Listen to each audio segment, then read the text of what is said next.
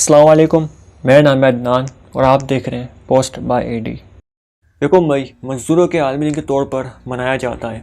یوم مئی کا آغاز 1886 میں محنت کشوں کی طرف سے 8 گھنٹے ڈیوٹی کے اوقات کار کے مطالعے سے ہوا۔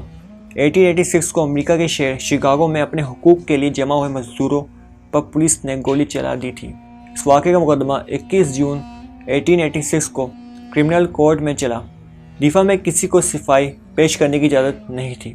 اٹارنی جنرل نے عدالت سے مخاطب ہوتے ہوئے کہا کہ معاشرے کو بچانے کے لیے ان مزدوروں کو سزا دی جائے، جس پر 19 اگست کو 5 مزدور رہنماؤں کو سزائے موت سنائی گئی، جن میں سے کچھ رہنماؤں کو 15 سال قید سنائی گئی۔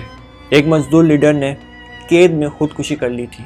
11 نومبر 1887 کو مزدور رہنماؤں اینجل، اسپائس، پاسز اور فشر کو پھانسی دی گئی۔ ان میں سے صرف 2 افراد امریکی شہری تھے، باقی انگلینڈ، آئرلینڈ اور جرمنی کے شہری تھے۔ ان رہنماؤں کے جنازے میں 6 لاکھ سے زیادہ لوگوں نے شرکت کی۔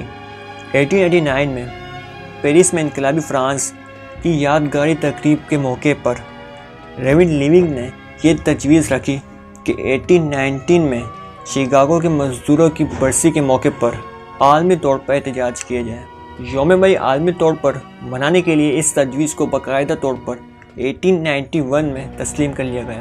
اب دنیا بھر میں قانونی طور پر 8 گھنٹے کی ڈیوٹی کو تسلیم کر لیا گیا ہے، اور یکم مئی کو پاکستان سمیت دنیا کے کچھ ممالک میں لیبر ڈے منایا جاتا ہے، جن میں ارجنٹائن، برازیل، بحرین، بنگلہ دیش سمیت کمبوڈیا اور چین شامل ہیں، جبکہ امریکہ کے مختلف ریاستوں میں اکتوبر کے پہلے ہفتے میں کسی ایک روز منایا جاتا ہے۔ اسی طرح بہاماس میں لیبر ڈے 7 جون کو چھٹی کی جاتی ہے۔ آسٹریلیا، نیدرلینڈ، نیوزی لینڈ اور کینیڈا میں یہ دن ستمبر کے پہلے سوموار یعنی منگل کو منایا جاتا ہے۔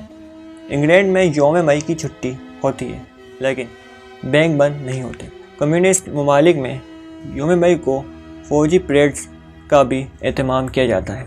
اس وقت کے حکمت عملی کی وجہ سے آج 8 گھنٹے کی ڈیوٹی ہوتی ہے۔